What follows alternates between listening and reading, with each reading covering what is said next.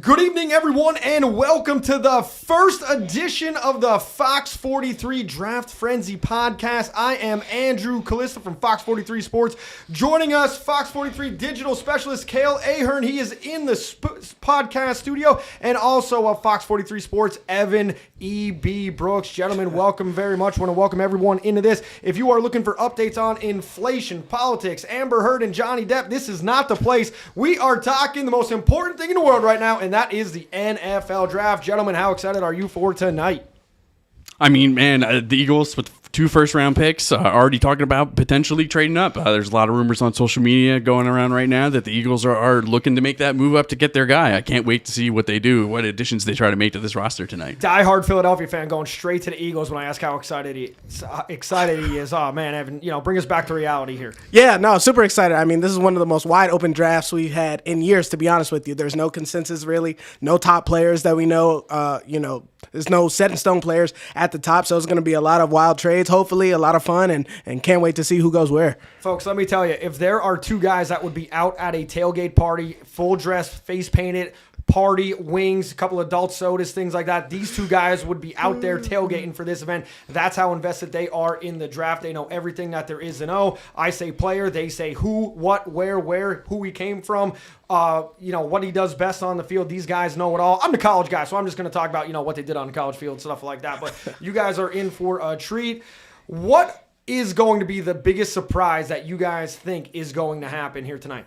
I think no matter what, NFL teams are looking to make their move for a quarterback in the NFL drafts.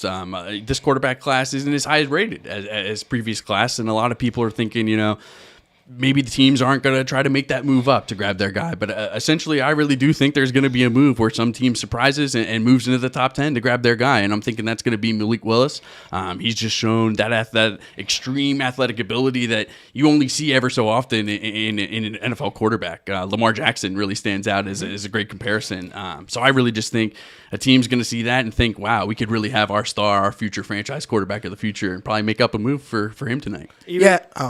Yeah, that's a great point, Cale. I guess for me, it's the receivers, man. I mean, we saw it in the offseason with guys like Tyreek Hill, Devontae Adams getting moved, their salaries exploding. I mean, they're almost $30 million receivers, and, everybody kind of wants that cheap labor, so to speak, and these receivers are crazy. You got guys like Drake London, who's the contested catch receiver, Garrett Wilson, who does a little bit of everything, and there's a bunch of teams in the top half of this draft who need receivers, so it's going to be interesting to see where they go, and we may have as many as 7 receivers go in the first round, which is absolutely nuts. So. Yeah, and now with the recent trend in receivers, it's like you're drafted as a rookie, automatically you're thought of as one of the best receivers in the NFL. So, I mean, like you said, the cheap labor. And you left out Chris Olave saying that in your statement, and you've been all over Chris Olave for like the last month and a half, and you didn't even give him a shout-out. No, I love Chris Olave. Those are just the first 2 that came to mind. But no, he's a super polished route runner, has excellent hands, super, super fast. I think he'll be an excellent number 2 to start in the league and then eventually move into that number 1 role. I mean, wherever he goes, somebody is getting a great player because he has the production, the stats,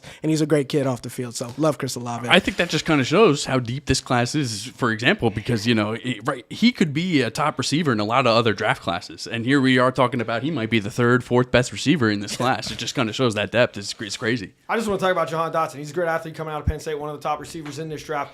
He's from Nazareth. I just want to say the best athletes in Nazareth are wrestlers. So just imagine if Jahan Dotson wrestled. No, I'm only kidding. Jahan Dotson's a great athlete. Just want to give Nazareth Wrestling a shout-out right there. But, I mean, my surprise, I said I was going to be the college guy. I think 2 Penn Staters are going to go in the first round. I think it's going to be Dotson, and I think Arnold Ebiketie, my guy, number 17 from Penn State.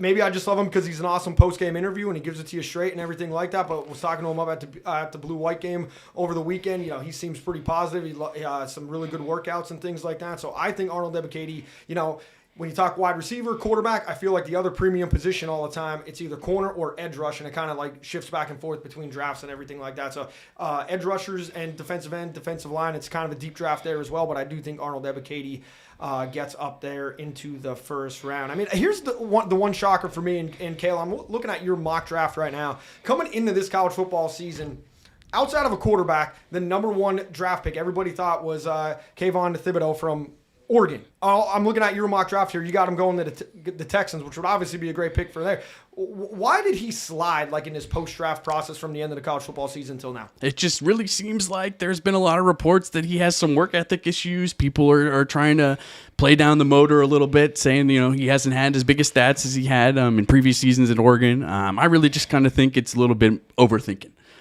He might not be, the Aiden Hutchinson, the Trayvon Walker of this draft, but I still think he's a solid pro, somebody who's going to translate his skills to the NFL. I just think a lot of times, when this draft process, people they're examining prospects 100%. You're gonna get into work ethic, off the field, everything, and sometimes teams are gonna nitpick on some stuff, and they might see, when you're picking in that first round, you want the sure thing, you want the surefire pick, you want the.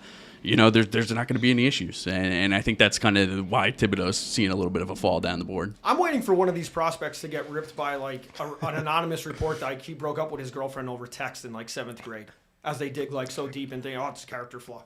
Yeah, no, that's hilarious. No, but got it to your point, Gail. And sometimes teams just try to get guys to move down their board so they can grab them, right? So if you're putting things out there, Gail mentioned the motor and the work ethic and stuff like that. That sometimes teams internally just love the player and they know they're not going to get him if those things out there don't matriculate. Me as an Oregon fan, I love Kayvon Thibodeau his entire time there. I guess sometimes you could see that the motor wasn't always there, but when he was on, he's on. He's going to go to obviously a team that's not super great, but he's one of those guys who can come in and kind of change the culture with his attitude and kind of show and prove everybody wrong who may think that he doesn't have that work ethic. So I love Kayvon Thibodeau. I agree with Kay. I think he'll be a great pro.